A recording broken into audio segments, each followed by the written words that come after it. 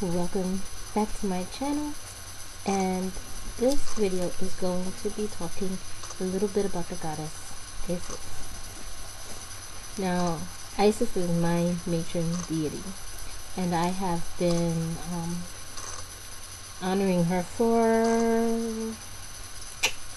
3 years now, and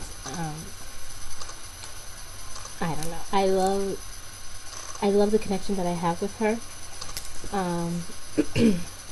So I guess I'll just hop into it. Well, this is the statue of Isis that I use on my altar. It actually is a candelabra, as you can see.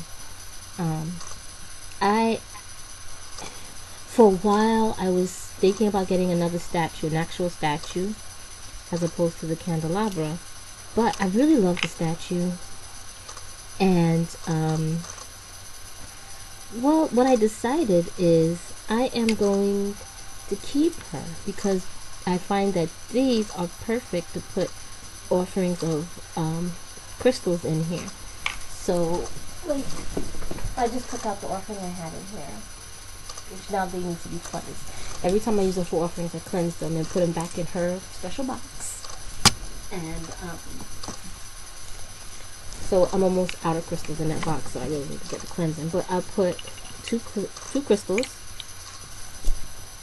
as offerings to her in here. So I decided to keep it. I really like it for that purpose. Well, Isis was a very powerful deity in Egypt. She was greatly honored. She's known as the goddess of 10,000 names. Using lapis lazuli as offering to her because lapis lazuli was used a lot in ancient Egypt in statuary. I want to say also ground up. It might have been used for makeup too, like eye coals, but I'm not going to say that definitively because I'm really not sure. But one of Isis's names is Goddess of Lapis Lazuli. So to me, what better stone to give offering to her is than Lapis Lazuli? But some of her other stones are moonstone and amethyst, as well as carnelian and I want to say emerald or ruby, or maybe malachite. I'm not 100%, but these are basically the one, and I think quartz. Things like lotus, but plants.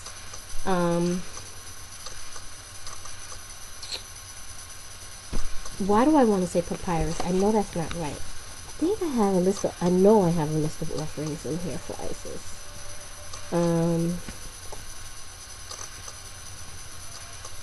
Okay. She likes roses and carnations as well. If you want to give her food, you can give her all fruits that are grown on trees. So dates, coconuts, breads of all kind are also good. My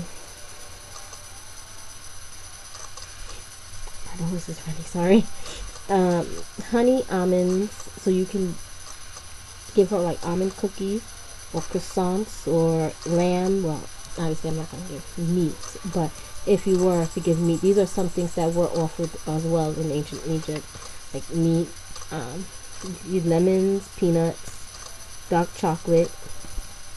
Drinks, you can give sweet wine, milk,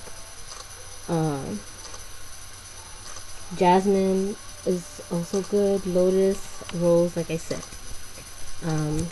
While I'm in here, let me see the stones on near this page. I think I kind of did them separate pages. Yeah, malachite and ruby. So I was, yeah, let's see, was emerald one of them too? No, not emerald. Amethyst, aquamarine, carnelian, coral, quartz, garnet, lapis lazuli, malachite, moonstone, ruby, sapphire, and turquoise. So all good stones to give. I think there are other stones too, but colors associated with Isis And you'll find statues of Isis where she's painted gold, or she's painted black, and like maybe her hair is gold or whatever. But color associated with Isis is black, which represents her in her mourning phase when she was mourning the death of Osiris, and also during the time when she was searching for Osiris's body. Gold is also good. Gold is representative of Isis in her sun goddess aspect, and which leads me to, well, let me finish. Red is a color associated with Isis as more of a sensual deity. Isis has many aspects. She's not just, mother goddess, or I want to say cultivator, because she does help with nourishing of the earth, things like that. But she has many aspects, and there is a sensual side to Isis as well. White is another color good for Isis, and sea colors, because one of the ways in which Isis was worshipped was as a sea goddess. You would have Egyptian sailors would honor Isis. They would leave offerings at the seashore for her, and that's because Isis was one of the deities that ferried or traveled in the boat of Ra. So she is seen as a sea deity as well. Isis worship spread farther than Egypt. It went to China, Greece, Rome, and even overseas too. It spread through China, Greece, and Rome through the Silk Road, where you would have travelers and merchants going along the road, and when they stopped in Egypt, they would interact with Isis devotees, as well as those devotees traveling. They would bring Isis worship to far-off kingdoms, as well as sailors. Sailors would come to Egypt as well as Egyptian sailors who go out. So Isis is actually her Roman Greco name, or Roman name. In ancient Egypt, she is known as Aset, and I think there's another way of pronouncing it, but I pronounce it Aset. I don't refer to Isis as Aset, I refer to her as Isis, because that's how I've always known her, and that's how she came to me, as Isis, not Aset. So, but you would find, I believe, Cometics or Orthodox Cometics would refer to her as Aset, not Isis, because that really is her, more of her Roman or Greco-Roman name. And there are temples to Isis in Africa, well, obviously,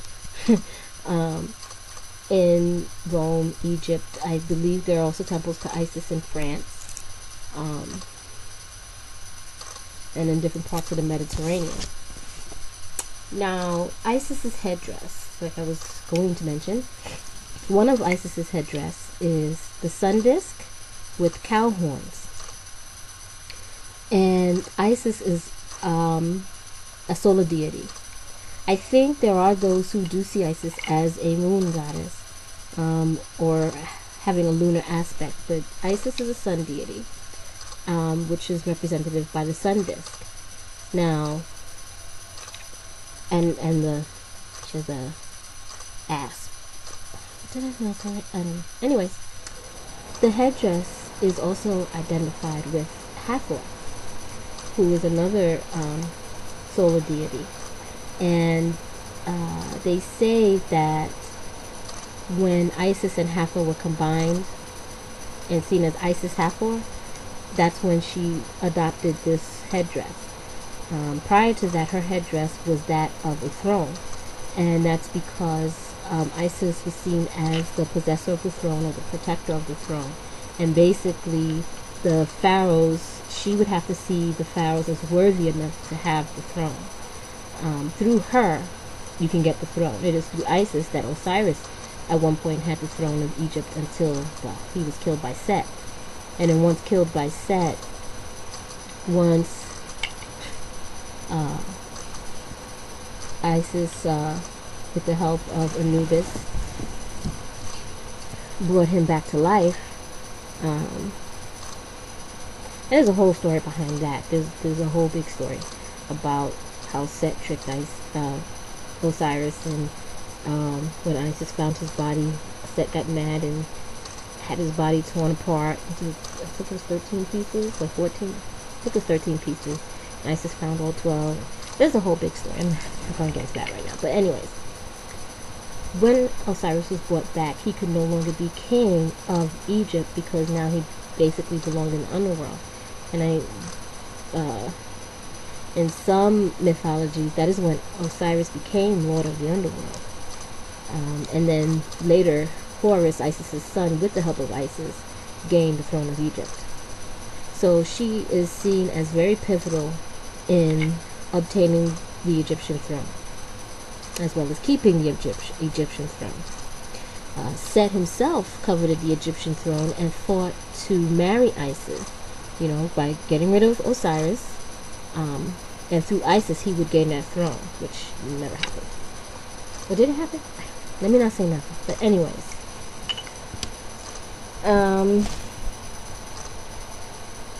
something else I want to say.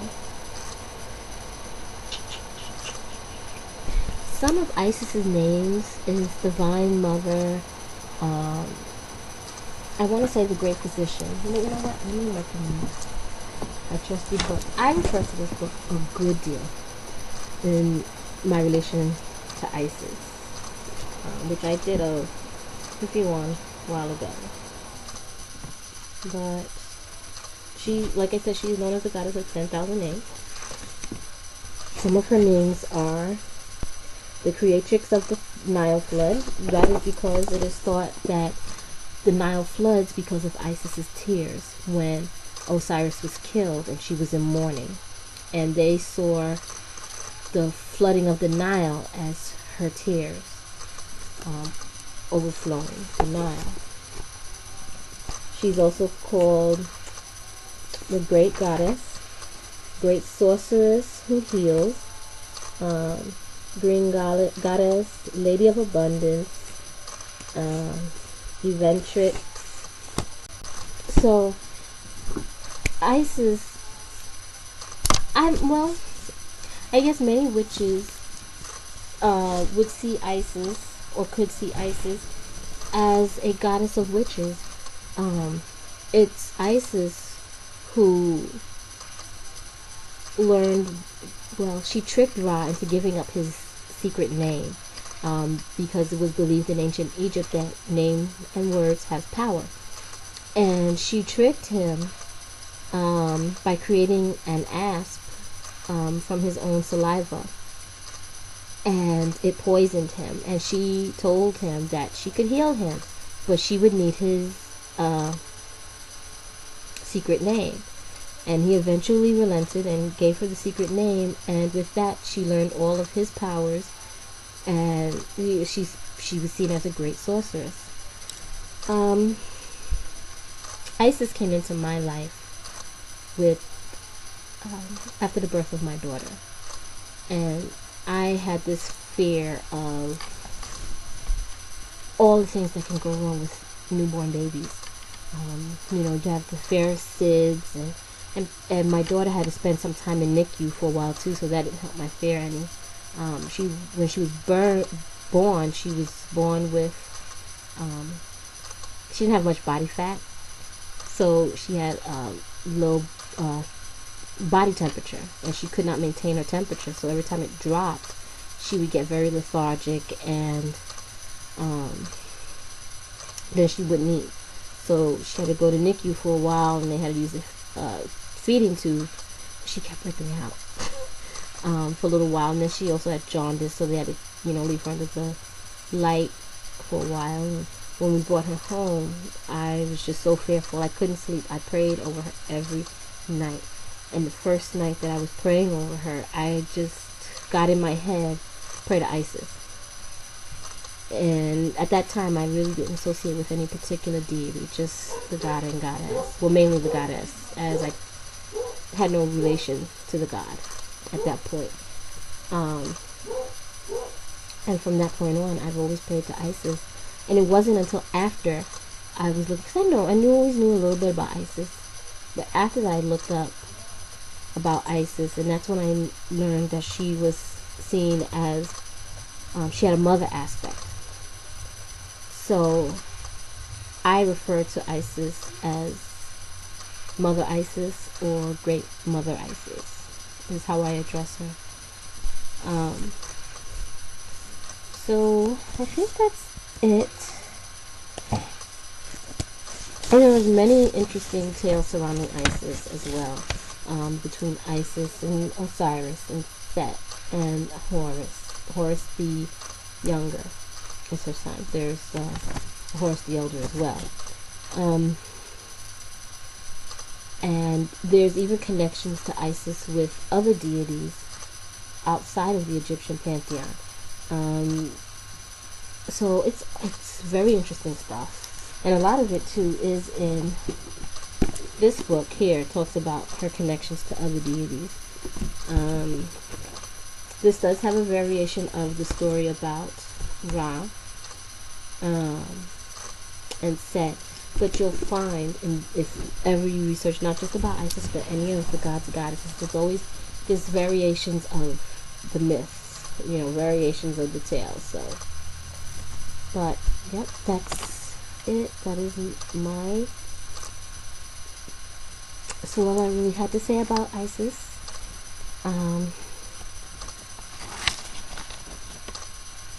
I think next step will be, well, we'll see. I'm not gonna say what next step will be because then I'll never do it. Yeah, so that is what I have to say about Isis and how she came into my life. So thank you and blessed be.